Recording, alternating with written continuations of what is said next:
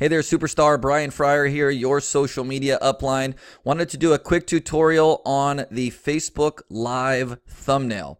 Now, for those of you who are doing Facebook Lives, this could dramatically help increase the amount of traffic, views, and eyeballs that are showing up to your live videos. And that's by simply changing your Facebook Live thumbnail. It'll literally take you about 15 seconds to do. So let me show you how to do this step by step real quick, okay?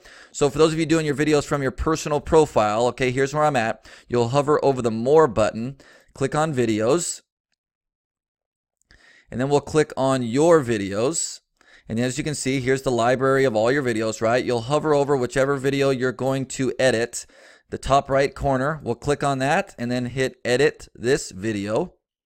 And then right here, we have the option to change our thumbnail. Now, Facebook by default gives us 10 different options. Here's a little ninja tip. Facebook, the first 2 to 3 seconds of your Facebook Live video, so as soon as you hit that blue button, they're recording and screenshotting that exact pose. So in the beginning of my videos, you'll see me hold a pose for 2 or 3 seconds.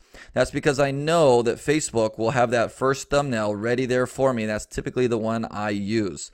So then you'll choose, right, which thumbnail you want to use. Okay, then you'll scroll down and click Save. For more information on this particular strategy, feel free to shoot down to the link in the description below and read our blog post regarding this specific ninja tip. And be sure to subscribe to my YouTube channel. God bless you. We'll see you on the next one. Take care.